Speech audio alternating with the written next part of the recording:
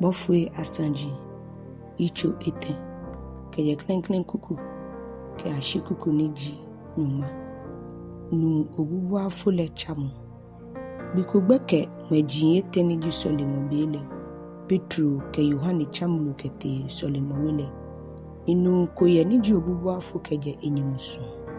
ni awo le da abata sɔle mowele shina ni achole shina fefe ole na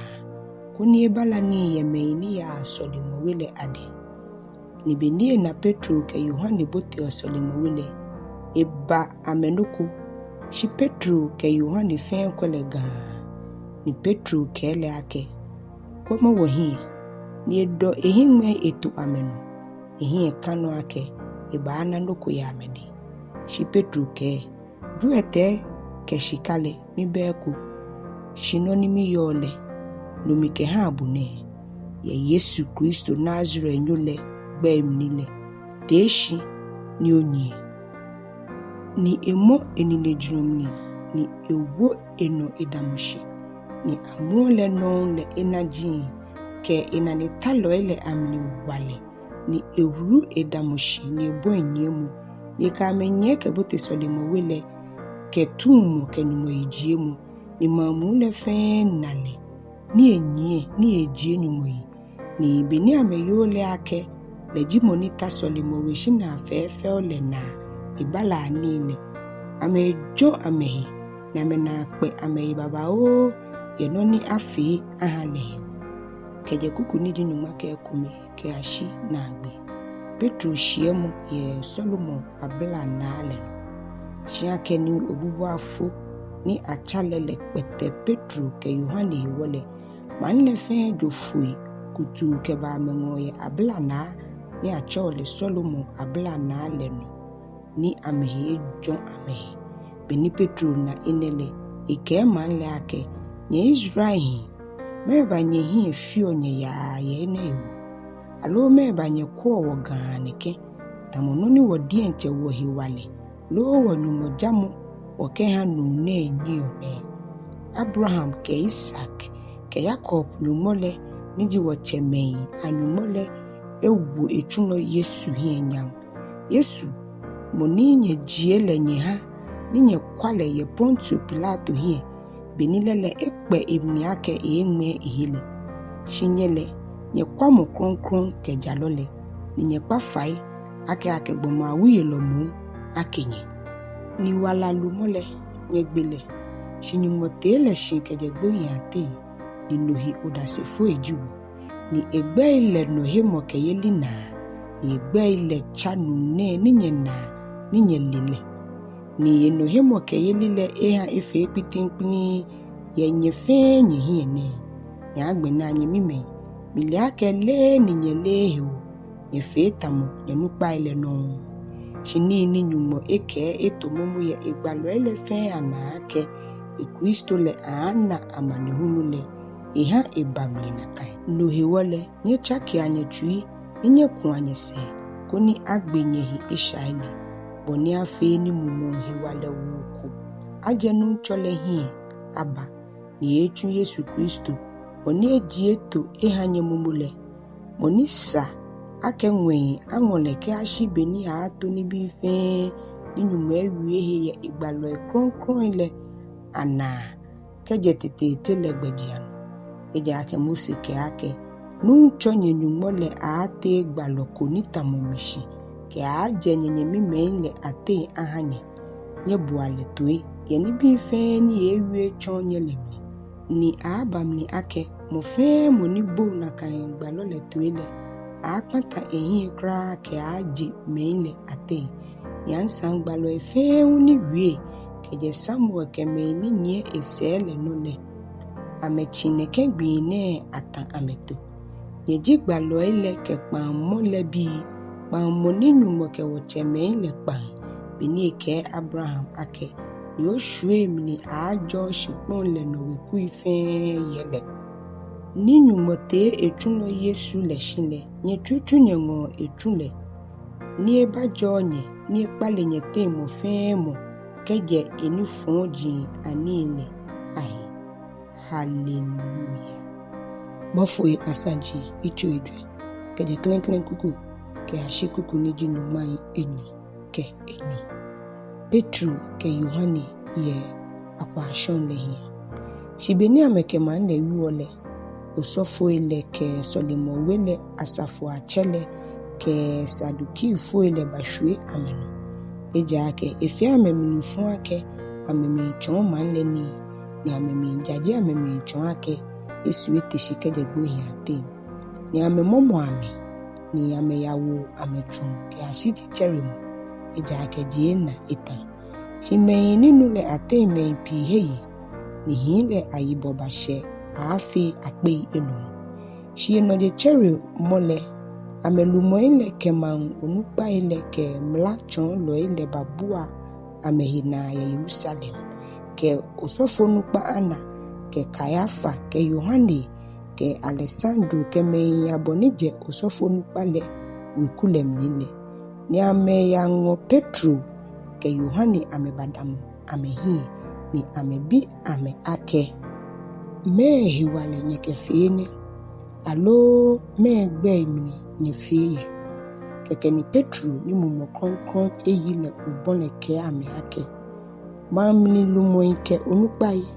keji ake womi yesane mene gbine ye eju ni afe ne ke helache ne hiwo ake namono achon achalele lule nyefe ke Israel mangu le fe anali ake Yesu Kristo Nazire nyule ninye sen nini mote le shikeje gbohi atenle le egbe imle nune damunye hi ni ehi ewale ne le no jimo ni male le wieye ehi ake tele ninye di tutalo ele gbe ehi guole no eba choko mtene eja ake yiwala here mo be mu krokro ni ansan gbe krokro hu be nwen shishi ni ake hagbeme ni sa ake achono ahere yiwala agbene bi ni amena Petro ke Yohane ekãa le ni ameyo ake je wolonle loi ke ni le loi komeji amele efi amehi ya ni amekose ake ameke Yesu enshi ni ansan ake ni amena gbomoni achalele ke amedamoshi wole amena no kwa ameke shi amefa ame ake ameje gwa bolemli ameje kufio ni amete ajina ameke te wo fe gbomene ten eja ko kadini yo na pe ni achon ameno afi le ye fan ye menfe ni yo Jerusalem le ahin ni wonye nwocho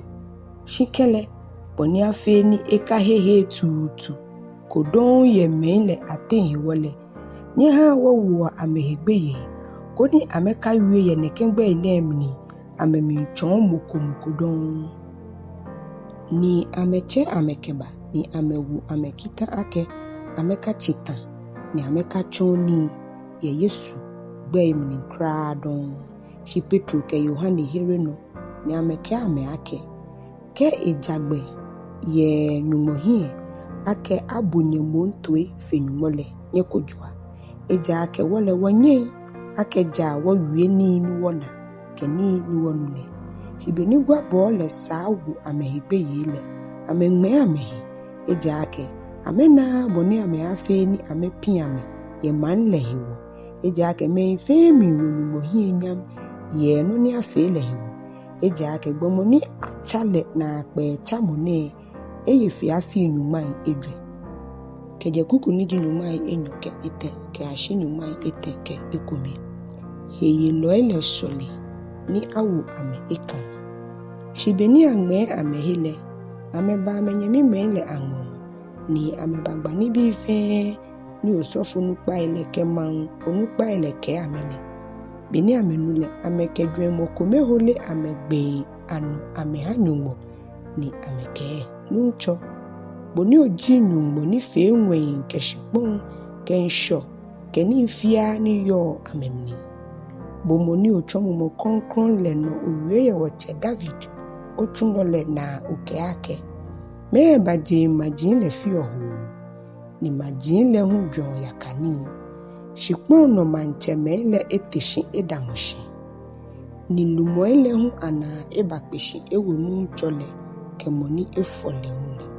Lele Herode ke Pontio Pilato ke je majinle ke Israel majinle hu ebabua ameyina ye manen amewu otuno kronkron Yesu moni ofolemule koni amefe ni abo ni onile ko yinto le eto efunshin ake afele ni agbene hu nuncho kwemo amemohegbeyi ni amewole ni oha otu jinle ke ekãa pi ajaje owie mole ni okpa oninemli ni oha achacha ame ni acho otuno kronkron Yesu legbe no afi okadi kena peni ni beni amesoli nekele heni amena eba kpeshi yele hoso ni mo kronkron yimo amefe obonbon ni ameke kan jaje ni mo wie mole keye kuku ni jinyumai eten ke enyo ke ashina agbe Heyelɔi le fe amɛnii fe kwasafonii shime baba ole ni hiyo le fe hie twi kome ke susuma kome ya mete moko cha eni eyo le amni eko akele dienche eno shi eye ha amefe ni hewa le pete nkule Bɔfoi le keyenu cho Yesu shite le odase ni dromo pete nkule ye amefe ameno